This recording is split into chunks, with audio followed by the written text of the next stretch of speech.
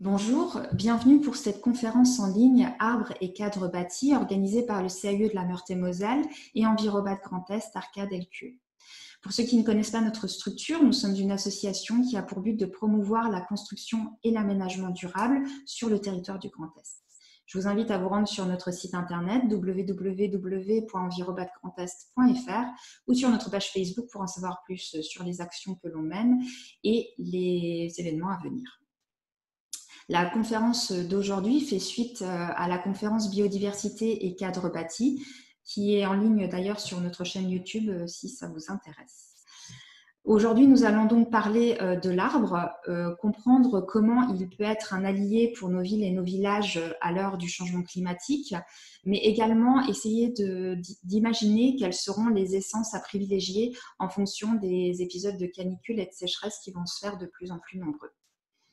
Pour ce faire, nous allons recevoir Mathieu Husson, qui est ingénieur paysagiste des CAE de la Meurthe-et-Moselle, qui va nous parler des conditions de vie des arbres, mais également des services rendus, des services écosystémiques rendus par les arbres dans nos villes et nos villages. Dans un second temps, nous recevrons Marie-Lou Dufournet, qui est référente de l'atelier Nature en ville et adaptation au changement climatique au CEREMA, qui va donc nous présenter l'outil Sésame et également l'outil d'aide à la décision qui s'y rapporte. Puis, nous vous laisserons un temps pour poser les éventuelles questions. D'ailleurs, nous vous invitons à utiliser le chat qui se trouve juste à droite de votre écran pour pouvoir poser vos questions en direct à nos intervenants qui pourront donc y répondre de suite.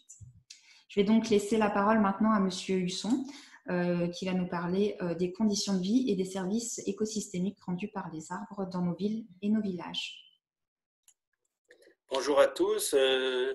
Donc je tiens tout d'abord à remercier Envirobat Grand Est de m'offrir l'opportunité de parler là de l'arbre dans le cadre bâti.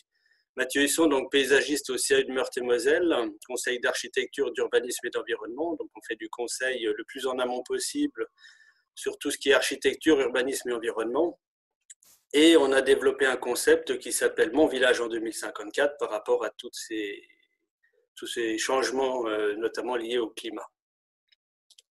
Donc cette vidéo va faire suite à la vidéo Biodiversité et cadre bâti. L'arbre faisant partie de la biodiversité, ça va me permettre de pouvoir principalement parler de l'arbre, donc de me concentrer sur l'arbre et notamment ce changement climatique. Donc, je vais essayer de partager l'écran. Voilà, partager l'écran. Donc en introduction, simplement, je voudrais dire que 70% des Français se plaignent de l'insuffisance des végétaux en ville. Donc ça vous donne un ordre de grandeur, hein, on peut y aller, hein, les habitants sont prêts. Et qu'on va choisir notre lieu de résidence, notre maison, en fonction de la présence d'espaces verts. Donc on va aller habiter à la campagne, par exemple. On va aller habiter, quand on est en ville, près d'un parc ou en tout cas de zones où la verdure est importante. Voilà, dans la mesure du possible, c'est un critère essentiel. Trois parties. Dans un premier temps, je me concentrerai sur les conditions de vie des arbres qui vont être indispensables à la survie de nos arbres par rapport au dérèglement climatique et notamment par rapport aux effets de chaleur, de canicule et de sécheresse. On verra les services rendus par l'arbre et on essaiera de faire des choix de plantes, choix d'arbres par rapport toujours à ce changement climatique et ce contexte urbain à la fois centre-village mais aussi centre-ville. En ce qui concerne les conditions de vie des arbres en ville, première chose, c'est de simplement rappeler que l'arbre est un être vivant qui va vivre plusieurs centaines d'années en milieu urbain, voire quelques millénaires dans des milieux plus naturels. Donc une échelle de vie qui n'est pas la même que l'échelle de vie humaine. En tout cas, on est bien sur un organisme vivant. Et je dirais même plus que ça, il va y avoir énormément d'êtres vivants qui vont vivre autour de cet arbre. On parle de biotope, on parle d'écosystème. Et pour vous donner un ordre de grandeur, sur un arbre qui aurait quelques branches mortes, c'est des choses qui sont tout à fait naturelles, hein, on a jusqu'à 1377 espèces de coléoptères, donc c'est des petites bêtes qui mangent du bois. Donc en ville, on ne va pas garder les branches mortes pour des problèmes de sécurité, mais on peut garder, comme ici sur la photo au parc Sainte-Marie, une chandelle avec un tronc d'arbre mort. En tout cas, le bois mort est un trésor de vie, donc même quand c'est fini, ça recommence. Une notion de cycle de la vie. Par rapport à cette communauté de vie, évidemment, il va se passer énormément de choses dans le sol. Et on estime que dans une poignée de terre, il y a plus de micro-organismes vivants que d'humains sur la planète Terre. Donc là, voilà un ordre de grandeur aussi. Quand on voit qu'on est quand même plusieurs milliards d'humains sur la planète Terre, ça donne quand même un ordre de grandeur tout à fait intéressant. Dans ces micro-organismes vivants, il va y avoir les champignons. Les champignons, ça va être quelque chose de très important. Et certains champignons vont vivre en symbiose avec les arbres et les autres plantes. Mais ici, on va parler des arbres principalement. Donc, il va y avoir des échanges. L'arbre fait plutôt la photosynthèse et le champignon se consacre à la recherche de l'eau et des minéraux. Pour vous donner un ordre de grandeur, 1 mètre de racine développée par un arbre équivaut à 1 km de filament. Donc, dans un même temps, sur 1 mètre de racine, on aura 1 km de filament pour aller prélever beaucoup plus loin. Sur des arbres qu'on a pu étudier, notamment le pommier, on voit qu'on a plus de 40 champignons mycorhiziens sur 4 mm de racine et que ça peut aller jusqu'à 186, c'est le meilleur chiffre qu'on ait pu trouver, sur 4 mm de racine, évidemment dans des conditions extrêmement favorables. Vous voyez qu'on n'est pas sur le chêne et sa truffe, l'arbre et son champignon, on est bien sur l'arbre et ses dizaines, voire ses centaines de champignons mycorhiziens qui vont l'aider à vivre et à survivre, chacun ayant ses caractéristiques et pouvant apporter une aide différente. Au passage, une plante produit 1000 fois plus d'anticorps quand elle est agressée, on parle d'ARN messager, pour pouvoir en partager avec les 999 plantes voisines, ce qui est quand même super intéressant. On n'a pas l'équivalent chez nous, chez l'homme. Bien souvent, on voit l'arbre planté dans sa fosse. On a beau essayer de débattre sur le volume de la fosse, passer d'1 mètre cube à 2, 4, 8, ce que vous voulez. On individualise. Chaque arbre est dans son compartiment, c'est une sorte de pot enterré. On est loin de l'écosystème qu'on recherche. Vous verrez que maintenant, on va développer des systèmes différents. Quelles sont les caractéristiques de la ville? Un air plus pollué, plus sec, plus lumineux, un sol rare, compact, imperméabilisé, asphyxié, infertile, privé de sa litière, de feuilles mortes et de bois mort. Il va bénéficier d'une eau souillée, transportant des substances nocives. On pense déjà tout à fait au sel de déneigement. Les huiles et hydrocarbures liés à nos véhicules et les solutions phytosanitaires. Alors vous allez me dire maintenant, loi Labbé oblige, interdiction de produits phytosanitaires en ville, il n'y a plus de problème, il ne doit plus y en avoir. Eh bien, il en reste qu'on a découvert, ils étaient cachés derrière les précédents, c'est tout ce qui est lutte contre le parasitisme de nos animaux domestiques, qui est quand même une source de pollution bien plus importante que ce qu'on avait pu imaginer. Elle était cachée derrière tout ce qui est herbicide et compagnie. L'arbre est un être vivant, là j'ai bien insisté, mais doté d'une intelligence, ça on pourra en parler pendant des heures, et on va parler aussi de stress dans des situations difficiles, et notamment avec la confrontation avec l'homme.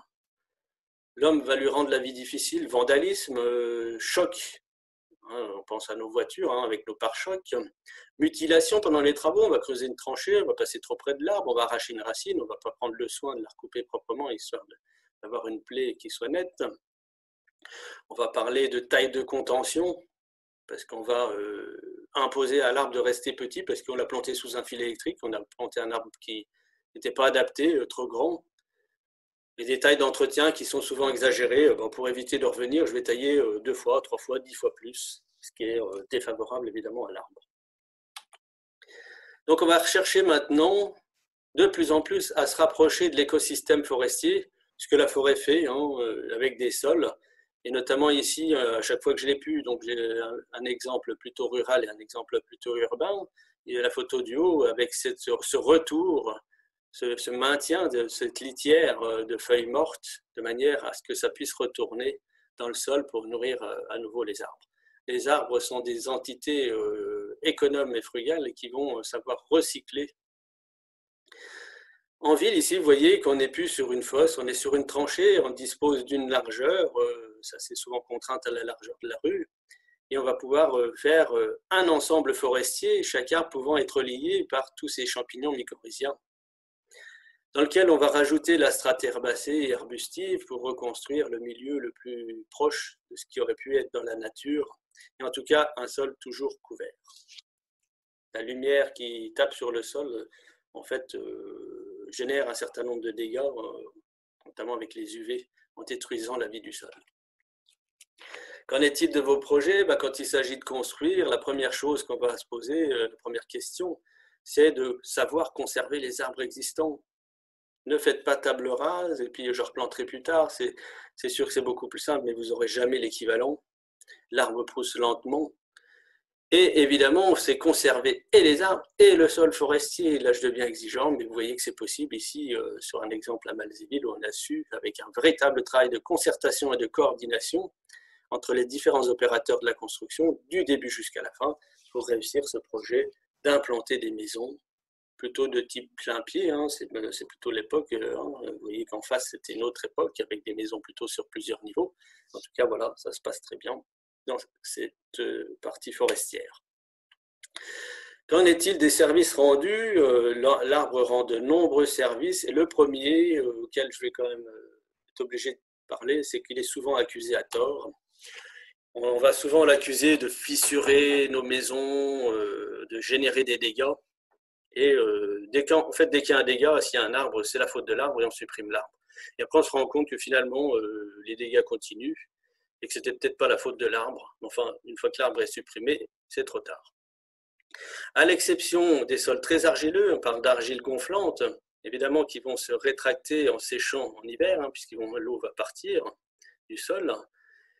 Et si les fondations sont insuffisantes, évidemment, la construction sur un sol qui se rétracte va avoir quelques difficultés. Dans ce cas-là, s'il y a des arbres qui pompent de l'eau ici pour pouvoir survivre en été, il va y avoir un phénomène d'aggravation. Et dans ce cas-là, oui, il faut intervenir en supprimant l'arbre. Mais c'est vraiment un cas particulier. Essayons de réfléchir global et de ne pas accuser tout de suite l'arbre de toutes les difficultés. Premier point dans les services positifs, je mets toujours la biodiversité en premier. On est à l'ère de la 6e extinction de biodiversité, donc c'est vraiment un drame. On est à la première extermination d'une espèce sur les autres, ce qui est quand même relativement différent des 5 précédentes réductions de biodiversité. Et pour moi, la biodiversité, elle se cultive. C'est plus, on a tendance à dire, tiens, on va la mettre sous cloche, elle se préserve, on va la préserver. Non, on la détruit ou la construit. En fait, on a un comportement qui est défavorable à la biodiversité, comme on voit ici l'ancien aménagement du ruisseau de Laxat à Frimbois, où on l'a construit avec ce projet extraordinaire qui a été fait pour renaturer ce cours d'eau. Vous voyez bien que le rôle de la strate herbacée, de la strate arbustive, évidemment des arbres, dans tout, y compris dans leur rôle d'infiltration en profondeur, pas simplement, et de gestion de tenue de berge, et ainsi de suite. L'arbre aussi va rendre des services très importants sur l'eau. Il va être capable d'en absorber des quantités impressionnantes, rôle de drainage des sols en période très humide, par exemple en hiver chez nous. Et il va aussi beaucoup restituer plusieurs centaines de litres d'eau. Alors vous allez trouver des chiffres, 300, 400, 500. Tous ces chiffres sont justes, hein, simplement ça dépend des espèces et de l'âge de l'arbre. Tout ça va générer une humidité ambiante qui va être favorable, on en reparlera. Et cette humidité, évidemment, va recharger les nuages et on estime aujourd'hui que cette évapotranspiration est à l'origine de 45% des précipitations. Donc, vous voyez, si on supprimait les arbres, on supprimerait automatiquement la moitié des précipitations, ce qui serait relativement dramatique. Alors, on parle d'arbres urbains, évidemment, les forêts ont un rôle primordial dans ce rôle-là, mais l'arbre urbain ne doit pas être sous-estimé. Les plantes, et plus particulièrement les arbres, sont les solutions les plus performantes qu'il puisse y avoir d'infiltration, notamment avec le système racinaire. L'eau va suivre les racines, donc c'est ce rôle de drainage, et de filtration, notamment par rapport à tous ces polluants qu'on a pu voir tout à l'heure. Rôle d'amélioration de l'air urbain. Alors, on va partir de la forêt. La forêt émet des signaux aromatiques. Ces bonnes odeurs de forêt que vous connaissez, eh ben, elles ont des vertus antibiotiques. Ça va purifier l'air. Souvent, on se sent bien après avoir fait une balade en forêt. Bruno Sirvins, dans son livre « Le génie de l'arbre », va carrément parler de désinfecter l'air et d'effets positifs sur le système immunitaire des citadins. Donc, on voit bien que l'arbre urbain a un rôle primordial.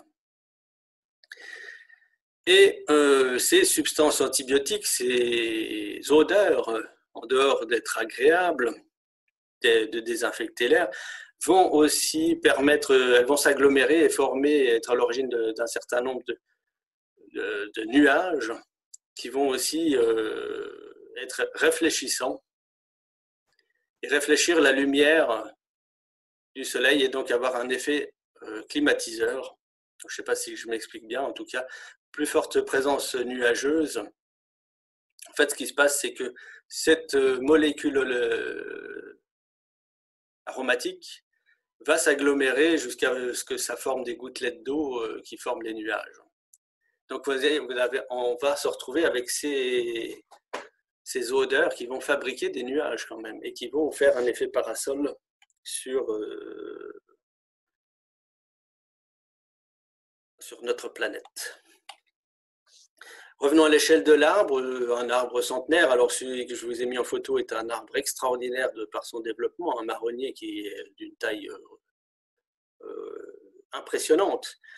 On va pas, simplement pour un arbre centenaire, normal, c'est à peu près 600 000 feuilles et il va absorber la quantité de CO2 équivalente à 3 maisons individuelles. Il va produire un volume d'oxygène correspondant à la respiration de 10 personnes. Donc, vous voyez que c'est sympa, on devrait tous avoir finalement notre arbre centenaire dans notre jardin. Il va fixer aussi des polluants et jusqu'à 25 kg de particules fines fixées. Ce n'est pas recyclé, ce n'est pas la même chose. Mais en tout cas, elles sont déjà fixées. On va parler de réduire l'effet d'îlots de chaleur urbains. Alors les îlots, c'est des zones plus minérales dans lesquelles la chaleur va être plus importante, liée à la réverbération des sols bitumineux de couleur assez foncée de nos façades et simplement de l'absence de végétation.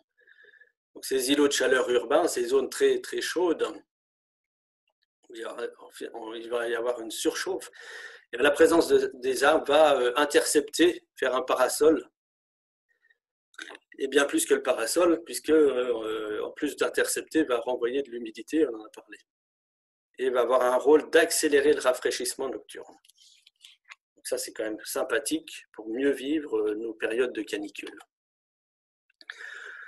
On estime que globalement, c'est 4 degrés de différence entre un milieu urbain minéral et puis un milieu urbain fortement végétalisé.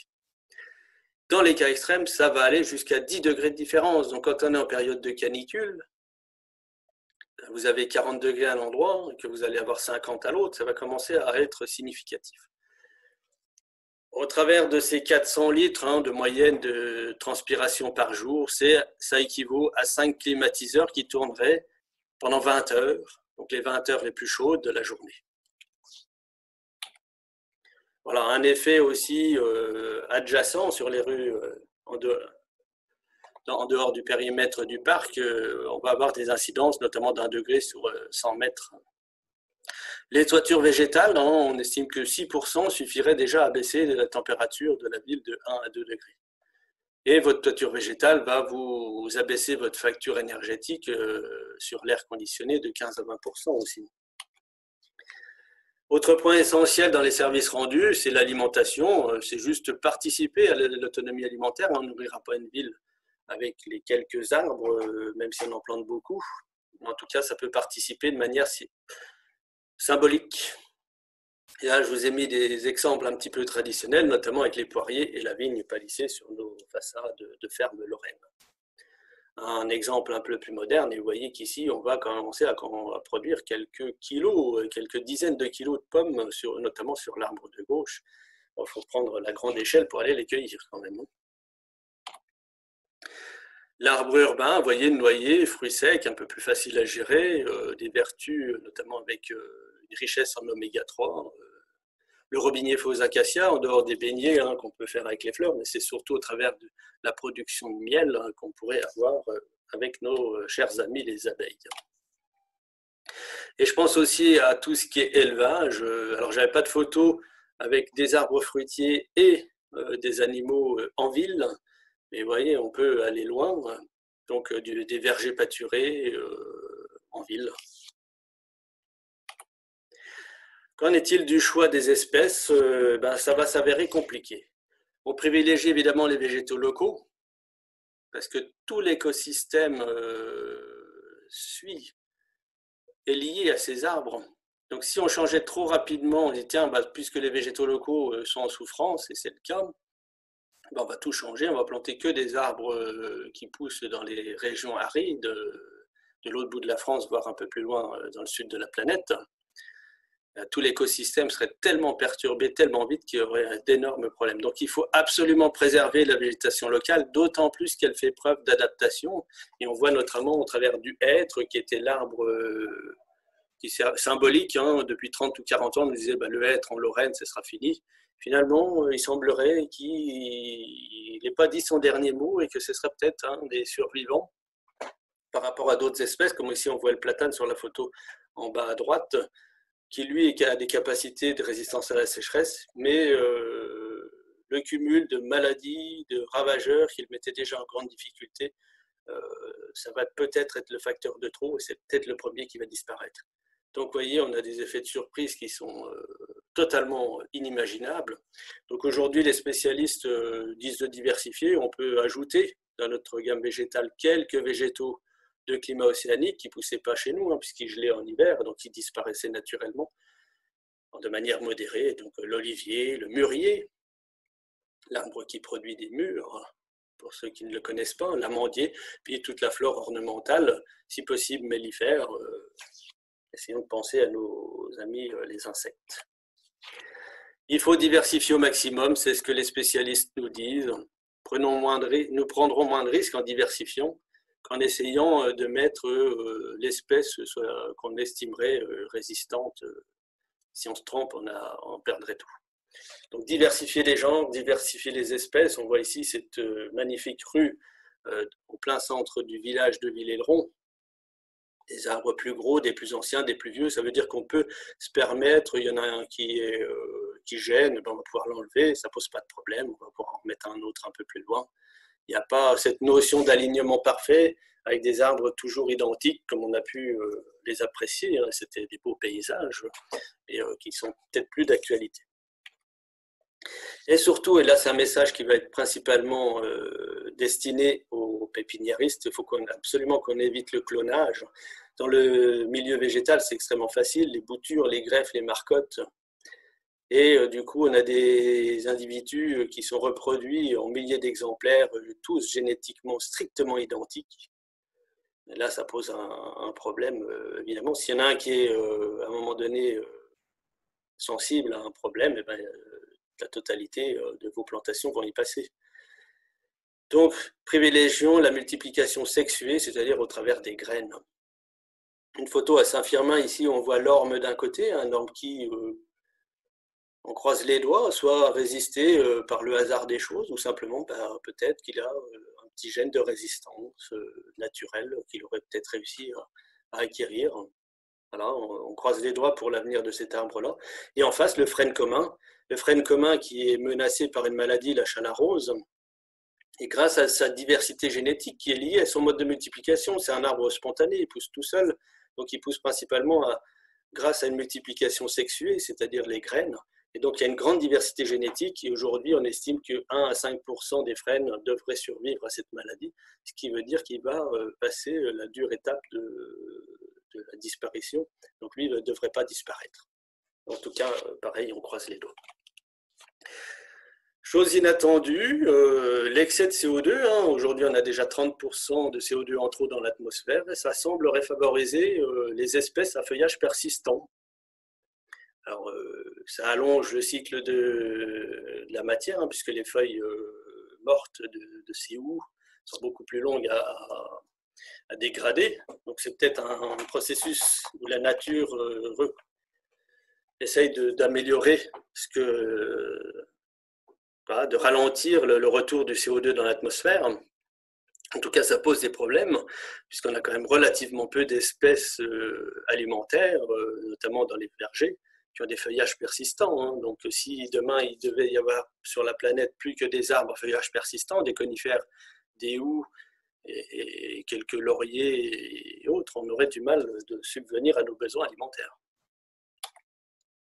Voilà, ce que je veux dire, c'est que en ville, on a toujours bien pris en considération le coût d'entretien, et ça a toujours existé, mais aujourd'hui, les villes semblent avoir compris ces grandes utilités qu'ont l'arbre en ville, ces contributions inestimables, et elles commencent à l'intégrer dans leurs préoccupations, notamment dans leur plan climat, dans leur plan eau, dans leur plan biodiversité, et peut-être, on peut l'espérer, un jour dans les plans énergie. En tout cas, ça fait partie des projets, ça fait partie des documents d'urbanisme, et notamment avec la trame verte. Une ville américaine, mais enfin c'est la seule source que j'ai réussi à trouver, nous donne une valeur de l'arbre. Ce que rapporte l'arbre en ville rapporterait 32 $ par arbre et par an. Ça donne un ordre de grandeur. C'est sûr que ça ne va pas ramener de l'argent sonnant et trébuchant, ça va simplement éviter des dépenses de climatisation, de santé, tout ce qu'on a pu voir avant, notamment sur la gestion de l'eau. Et je voulais terminer sur la Jakarta, la capitale d'Indonésie, qui ose se lancer dans un programme ambitieux de plantation de milliers d'arbres. Vous allez me dire, on en entend parler dans nos campagnes électorales récentes. Hein, tout le monde veut planter plus d'arbres que le concurrent. Aujourd'hui, l'Indonésie, ce n'est pas simplement des milliers d'arbres, c'est des milliers d'arbres fruitiers en ville. Donc, il y a une autre ambition. Voilà, l'arbre, évidemment, une des solutions est certainement la meilleure en tant que paysagiste, en tant essayer de privilégier la profession. L'arbre, la solution d'avenir pour rétablir l'équilibre climatique de nos villes.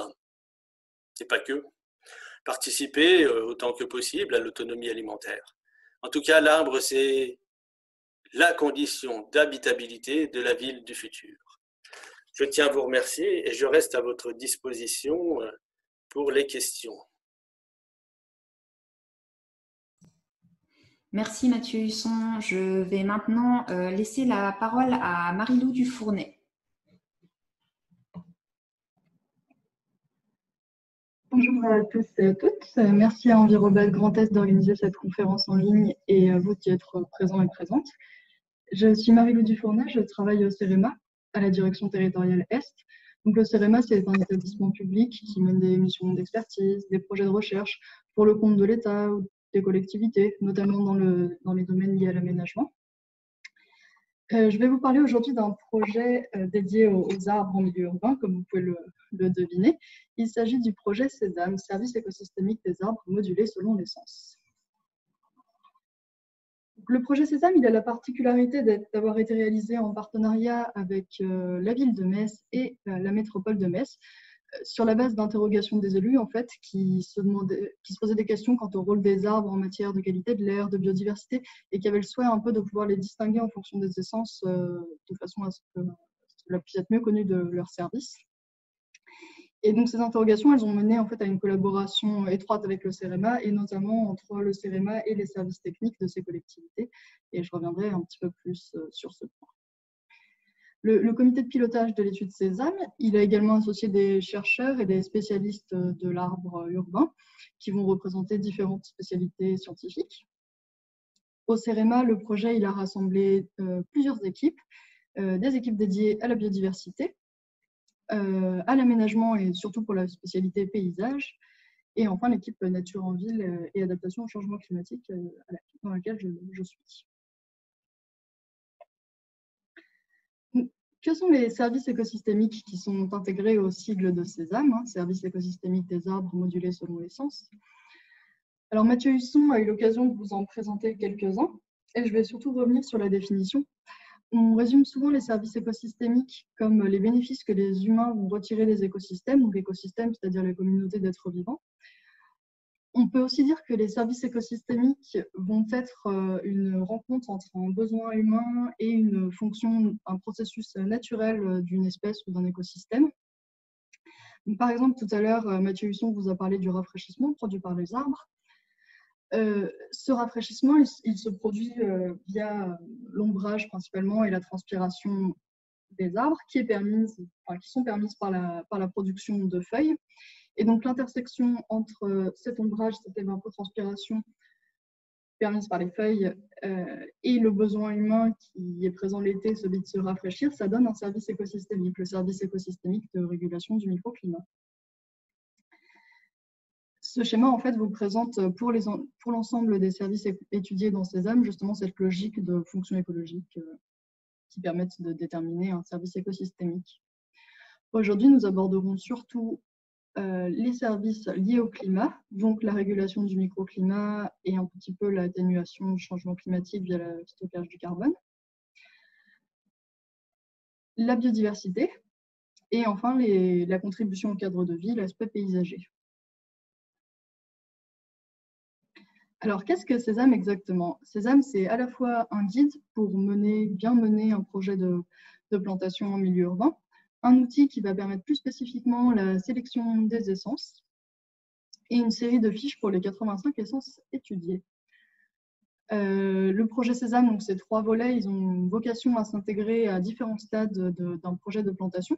Déjà pour l'installation d'une gouvernance favorable qui va mettre autour de la table les différents gestionnaires du patrimoine arboré en milieu urbain, par exemple à travers une charte. Donc, ce sont des recommandations qui sont présentes dans le guide avec des exemples vertueux.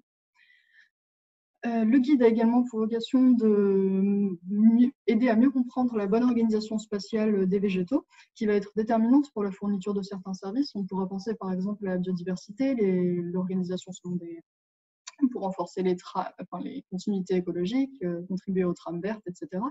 Également pour une conception bioclimatique des espaces, l'organisation des végétaux dans l'espace est très importante. Ensuite, plus loin dans le stade du projet, vous avez le choix des végétaux, des essences. Ce sera particulièrement ce à quoi va contribuer l'outil.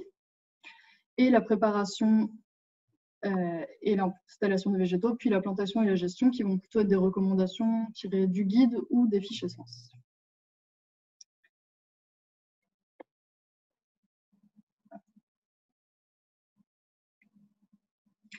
Alors, on va maintenant s'intéresser plus précisément à ce que fait l'outil.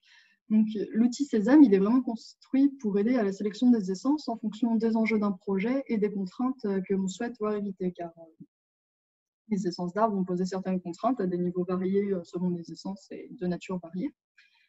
Et il nous a semblé important de les prendre en compte dans cette démarche.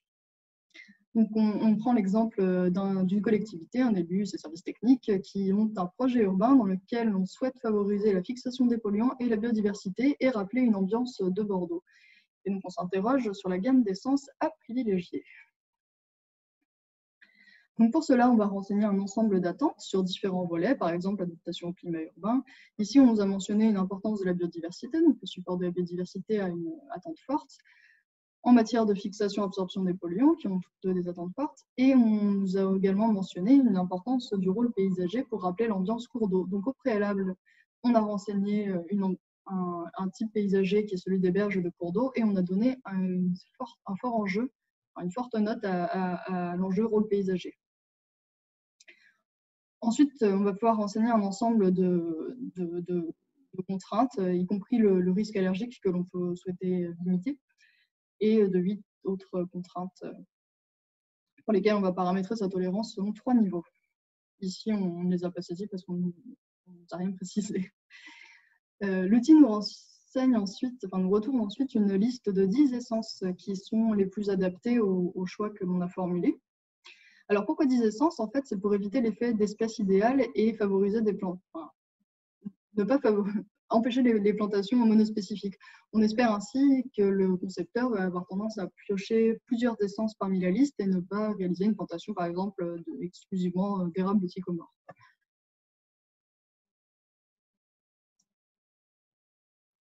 Donc, il existe en fait plusieurs liens à formuler entre arbres et changement climatique, et donc je voulais vous revenir un petit peu sur ces différentes notions. Vous pouvez d'abord envisager l'arbre plutôt contre, entre guillemets, les effets du changement climatique.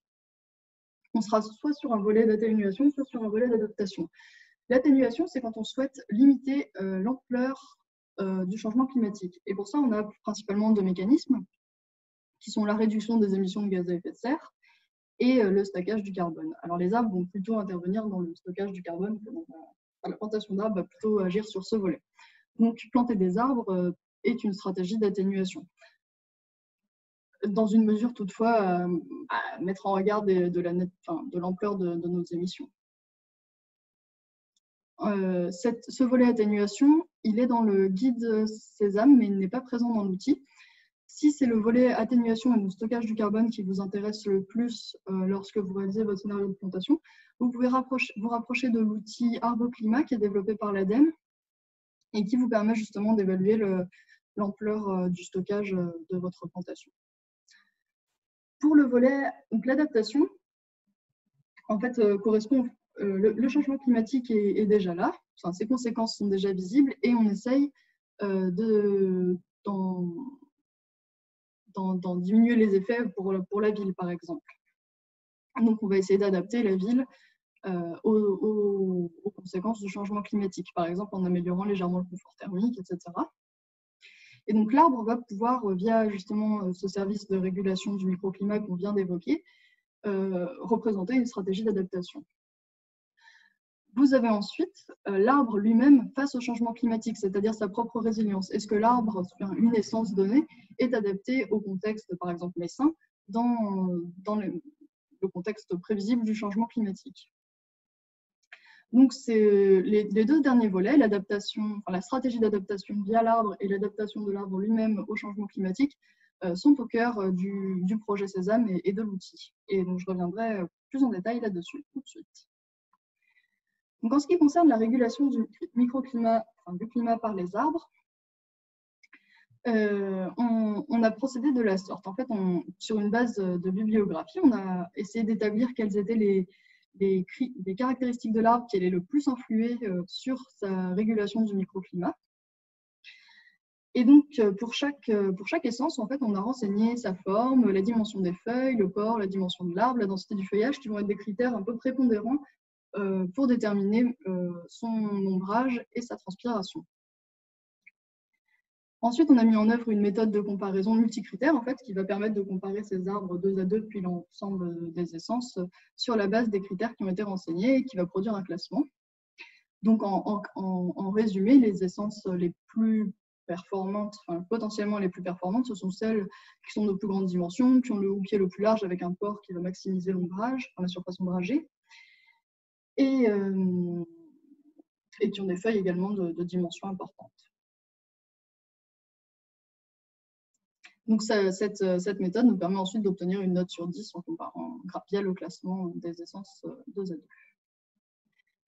Comme je l'annonçais tout à l'heure, il y a également le volet de l'adaptation des essences elles-mêmes au climat futur. Alors, pour cela, on a raisonné en 3 volets qui vont permettre chacun d'être noté sur 3. On a d'abord essayé de caractériser si l'essence était elle-même bien adaptée au climat lorrain. Donc pour ça, on s'est appuyé sur son aire naturelle de répartition et également sur la zone de rusticité. La zone de rusticité, c'est les températures minimales hivernales que peut supporter une espèce. Donc si je prends l'exemple de l'érable champêtre, qui est ici, c'est une espèce qui est naturellement présente sur le plateau lorrain et qui a une zone de rusticité 5A, c'est-à-dire qu'elle peut tolérer des climats encore plus froids que la zone messine qui est en 6B.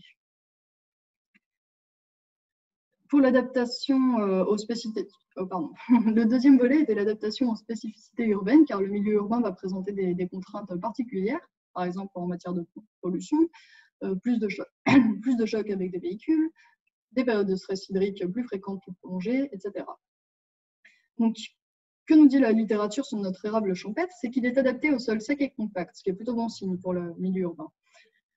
que plusieurs cultivars sont bien résistants à la pollution industrielle et que globalement, ils tolèrent bien l'atmosphère des villes. Donc, il est noté de façon positive à 3.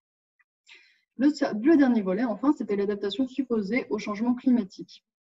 Donc, dans le cas de Metz, on a approché cet effet du changement climatique principalement sous l'angle des sécheresses intenses. Si on avait été sur le littoral, on aurait peut-être choisi d'autres effets, par exemple la hausse de salinité des sols par submersion plus fréquente. Mais à Metz, ce n'était pas la question. Et donc, pour saisir ce volet, on s'est intéressé d'une part à ce que mentionnait la bibliographie sur la tolérance des espèces à la sécheresse intense et également au retour d'expérience des services de la ville de Metz. Donc, dans le cadre de l'érable champêtre, la littérature montre qu'il aime bien la chaleur puisqu'il va même supporter des pentes calcaires orientées sud, donc un sol sec et chaud. Sec et chaud. Un autre exemple, c'est celui du séquoia géant. Alors, si on reprend l'adaptation au climat lorrain, c'est une espèce qui n'est pas naturellement présente en Lorraine, sa zone de rusticité pourrait indiquer qu'il pourrait s'y plaire. Néanmoins, la zone de rusticité, ça s'intéresse vraiment aux températures minimales hivernales. Or, il y a d'autres critères qui vont déterminer si une espèce se plaît ou pas dans une zone, par exemple l'humidité atmosphérique. Et le séquoia géant aime bien les atmosphères très humides qu'il ne retrouve pas chez nous. Cela va également le rendre relativement peu adapté aux spécificités urbaines car il conserve sa grande exigence en eau. Et par ailleurs, donc cette exigence en eau va également être un malus pour lui en matière d'adaptation au changement climatique. Et l'expérience récente à Metz a montré pour les services qu'il était très très fragile lors des épisodes caniculaires. Donc finalement, il aura une note relativement faible. Si on somme l'ensemble, ça lui fait une note finale de 2, vis-à-vis de 9 tout à l'heure pour les rapports de champêtre. Et donc on a procédé ainsi pour l'ensemble des espèces. Pour la biodiversité, on a fonctionné, on a essayé de caractériser la façon et la mesure dans laquelle chaque essence va la favoriser, en nous intéressant au rôle de l'arbre en matière de fourniture d'habitat et de nourriture, par exemple, pour différents cortèges d'espèces animales principalement.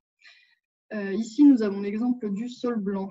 Comme on peut le voir, on a un premier critère qui est celui du caractère autochtone alloctone. En l'occurrence, ici, c'est une espèce autochtone. Puis différentes bonifications liées au cortège d'espèces qui sont attirées, soit parce que le saule blanc il fournit gîte, soit parce qu'il fournit nourriture. Donc on a par exemple le cas de la source alimentaire pour les oiseaux et la petite faune. Le caractère attractif pour les pollinisateurs qui est ici particulièrement bonifié en raison d'un pollen précoce. Et enfin, une autre considération qui est celle de savoir si l'espèce est recommandée sur des listes, par exemple celle de la FPO ou du PNR local. Donc voilà, en sommant l'ensemble des bonifications, on obtient finalement une note liée à la biodiversité, qui va permettre de refléter justement le caractère favorable pour un ensemble d'espèces, du lichen jusqu'à la chauve-souris en passant par les chenilles. Une dimension importante du projet Sésame, c'est le lien des essences au paysage et au cadre de vie. Pour cela, la collaboration a été étroite avec les services techniques. Avec eux ont été définis 12 types d'espaces sur lesquels ils interviennent. Je vais me déplacer. Donc ces types d'espaces, ils doivent refléter la variété des espaces sur lesquels ils interviennent. Et pour chacun, on a défini donc, les rôles et services attendus, des contraintes et des points de vigilance particuliers, et ainsi quelques essences qui se prêtaient bien à l'utilisation dans ce type d'espace. L'exemple qui se trouve ici, c'est celui des isoires communaux, donc, qui sont une surface en général végétalisée que l'on retrouve juste en pied de façade, de bâti, côté rue, qui peut être arborée et qui est typique des villages lorrains. En général, ces espaces sont investis par les habitants qui habitent le bâtiment directement attenant. Et par contre, en grande majorité, ils appartiennent à la commune et sont gérés par elle, par ses services. Et donc, en matière de rôle attendu et de service, il s'agit de conforter une identité, de marquer une certaine convivialité, de l'animation.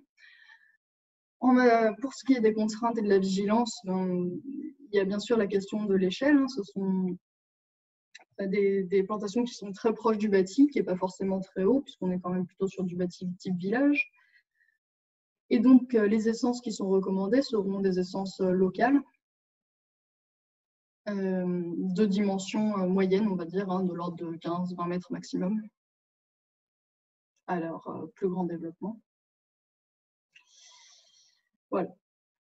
Enfin, une dimension qui était très importante dans le projet Sésame, c'est celle de la prise en compte des contraintes et en premier lieu du risque allergique.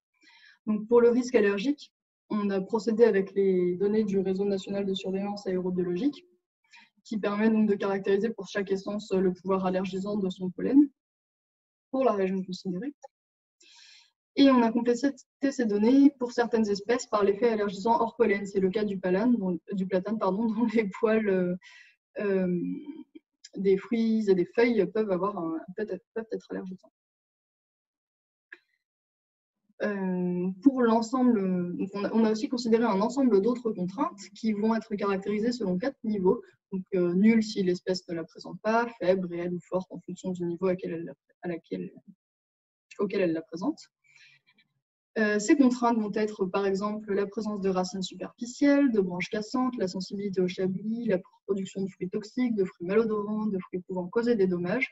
Ces contraintes, elles ont été définies avec les services et elles ont également été caractérisées avec eux en fonction des échanges de leur retour d'expérience et de la bibliographie pour chacune des essences étudiées. Donc, je vous ai présenté l'ensemble, non pas l'ensemble, une partie des fonctionnalités de l'outil. Maintenant, on va essayer de le mettre en œuvre dans un exemple. Le problème, c'est que je ne vais pas pouvoir vous montrer le plan en même temps que l'outil. Donc, on va essayer de le balayer ensemble pour se rappeler des différents enjeux. Donc, on se trouve sur on va dire une école, un bâtiment scolaire avec sa cour. La cour qui est entièrement minérale, qui est fortement exposée au sud. Devant laquelle se trouve un boulevard urbain à 4 voies, fortement circulé, et derrière laquelle, au nord, se trouve une rivière avec des berges végétalisées. Et donc, on souhaite réaliser un projet de plantation dans cette cour. Alors, je vais changer mon partage d'écran.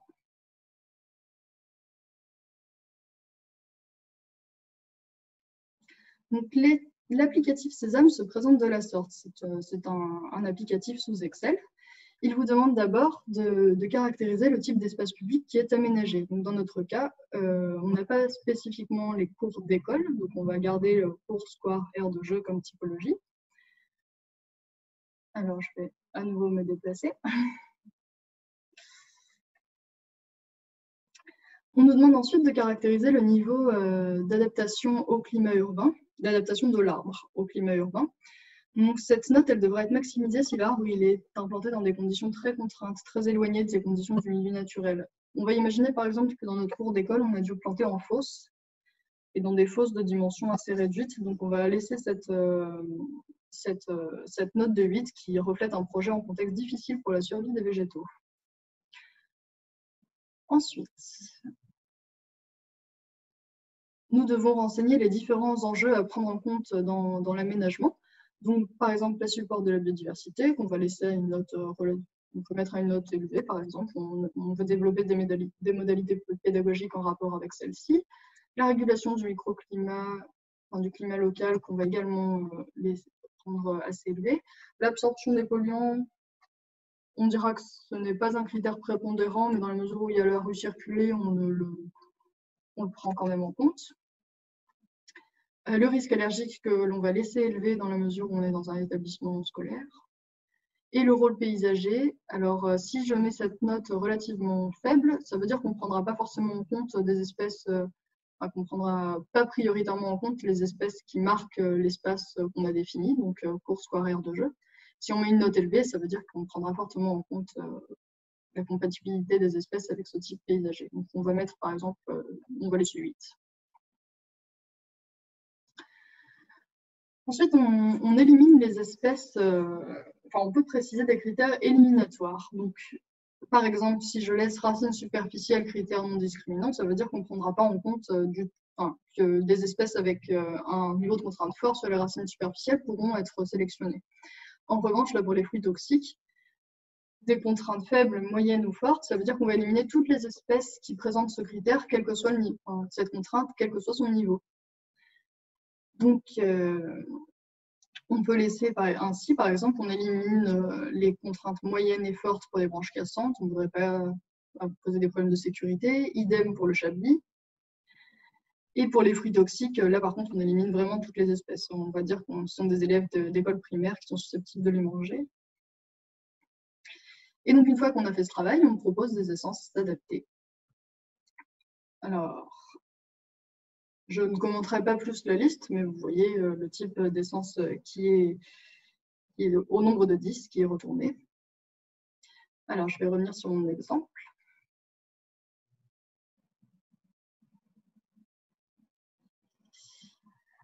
Une bonne pratique quand on utilise l'outil, ce serait une proposition plutôt, ce serait de zoner l'espace en fait, parce qu'on va avoir quand même des enjeux assez distincts en fonction des différentes zones de la cour.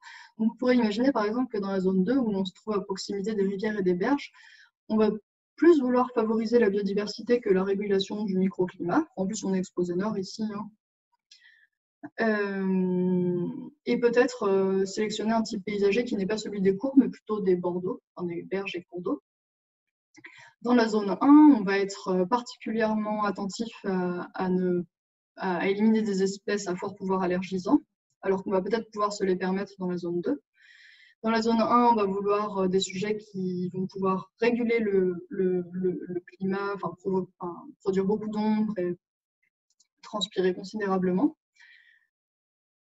Et peut-être que dans la zone 3, on va bonifier un petit peu le caractère favorable à la fixation et à l'absorption de polluants, étant donné qu'on est à proximité de la rue fortement circulée.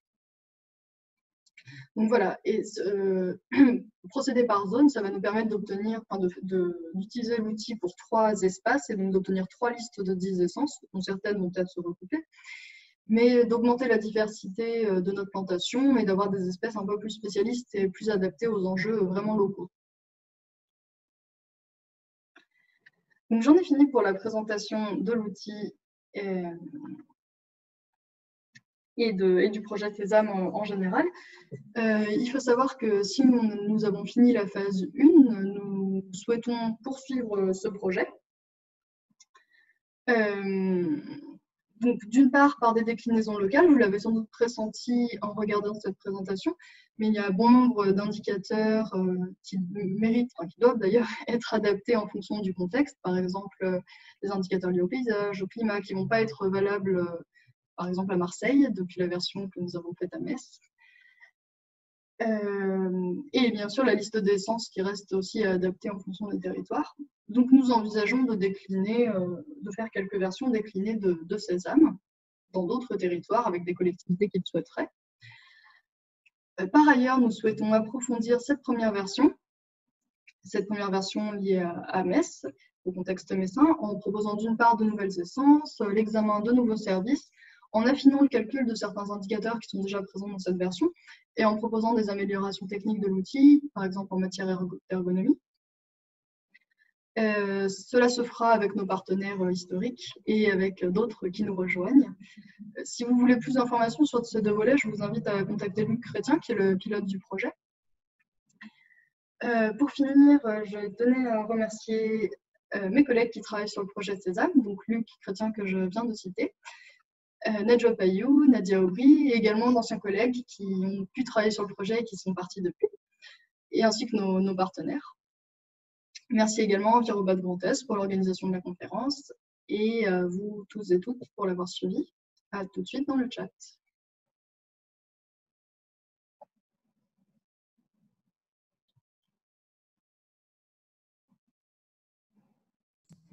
Merci Marie-Lou Dufournet. Il est désormais temps de passer aux questions. Je vous invite à poser vos questions dans le chat. Nos intervenants vont rester une dizaine de minutes encore présents pour répondre à vos questions. Si vous désirez une attestation de présence, je vais indiquer un lien dans le chat. Il vous suffira de cliquer dessus et de remplir le formulaire que vous trouverez. Par contre, il ne faut pas trop tarder puisque le formulaire sera clôturé à la fin de la conférence, donc je vous invite à le faire assez rapidement.